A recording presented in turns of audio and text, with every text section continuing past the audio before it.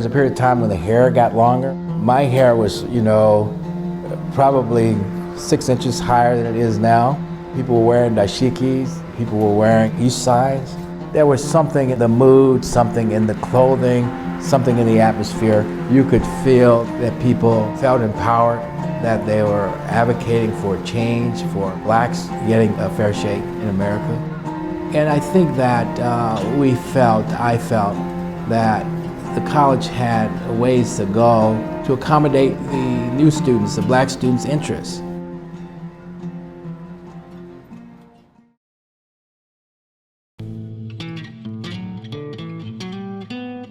We would go to the Lowry Center and there would be football on, or there would be a boxing match on, and you would hear things. Boy, that nigger cuz sure can run fast. It is very tough to relax in an atmosphere like that, and we got tired of it. You could hardly blame any student for being impatient over something like this, where they are very much in a minority and they have been poorly treated over time and where stereotypes abounded.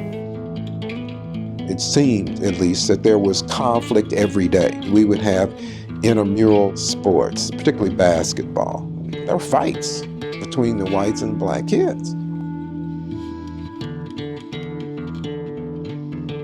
There was definitely concern about a lot of the issues with the black students on campus. There was a black manifesto. The black athletes were very upset about some of the ways that things were going. The issues were always recruitment of more black students and more recognition of an independent black culture and equal participation in the affairs of the college. They wanted a black presence, they wanted more black students, they wanted black courses, and they wanted to feel that they were being taken seriously and to see some results.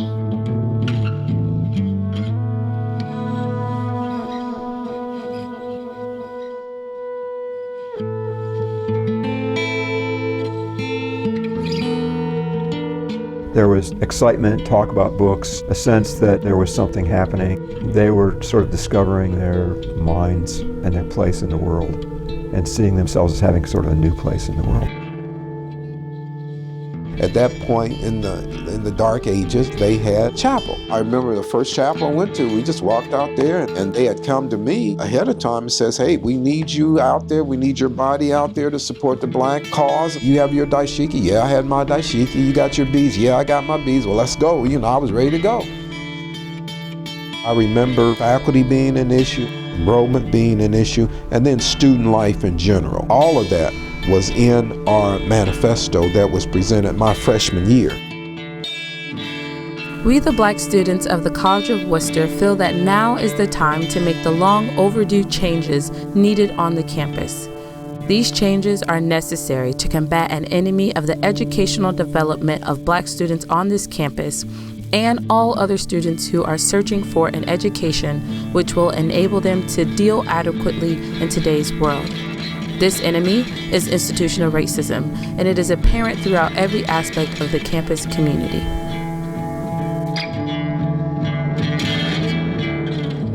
We could in no way take the position that we were going to put blinders on. We just could not do that and survive. The young black community had it. We just weren't going to take it, and we were going to go down, but it was going to be a fight.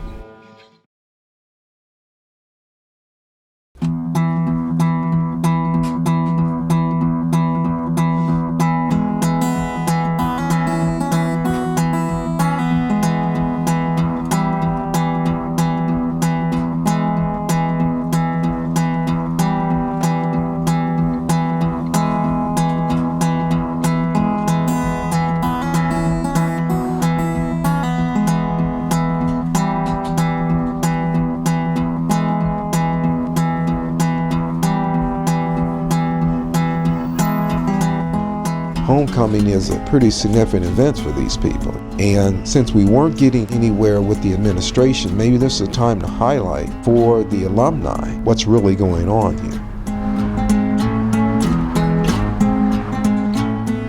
Students weren't going to be silent. They were going to say, okay, these are concerns, we need to deal with it. You had plenty of people there in the stadium that day, and it turned into a political event. I don't even remember who were playing or what the outcome of the game was, but the politics was being played out in an arena on Saturday afternoon, and that was dramatic.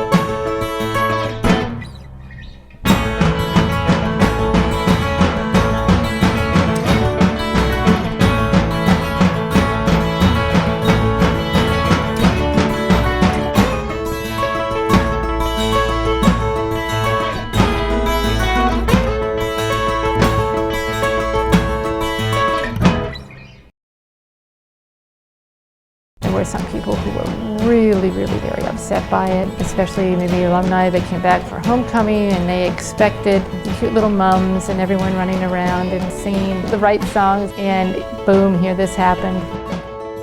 You know, you did have people in the stands say, oh, this is racism at Wooster?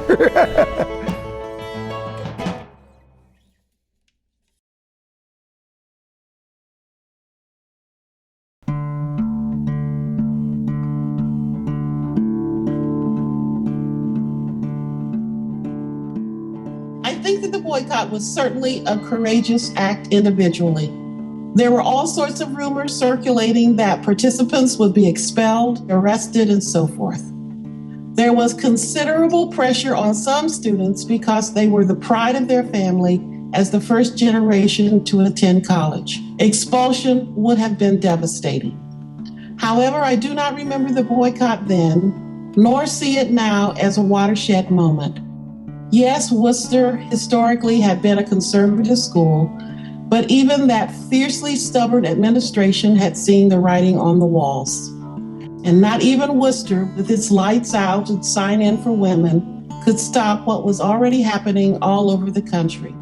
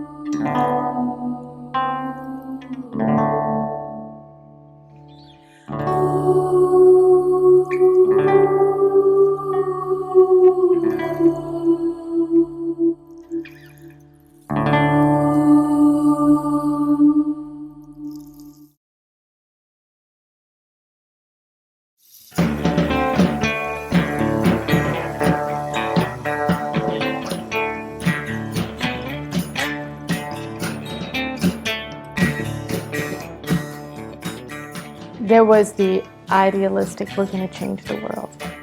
And there were so many things going on at that time. Yeah, there were times when it seemed possible. It seemed possible to make some really big changes and to make them, pretty quickly. I think we thought in the 60s that things would change much more than they have. It's sobering to know that as many years as the past, there's still so much left to be done.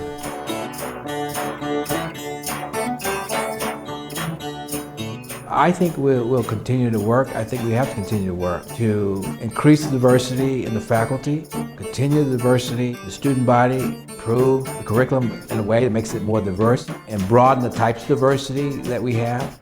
I think we're going to forever have our work cut out for us. and that really shouldn't be a surprise to anyone. There's a social aspect to your education that I think is just as important as getting an A in chemistry. It's also important that you understand what's going on around you, understand life, and try to get involved. And we, I think, got involved. I think we made some change, some permanent change, some meaningful change, and hopefully the kids can find themselves and do something like that now. Here's advice I would give students. Don't go to a college and be a shrinking violet. Don't sit around and let courses wash over you, but become actively engaged. Become part of the place. Make it your own. Raise questions, hard questions. Contribute. Do your part to make it a better place. That's what I would say to students.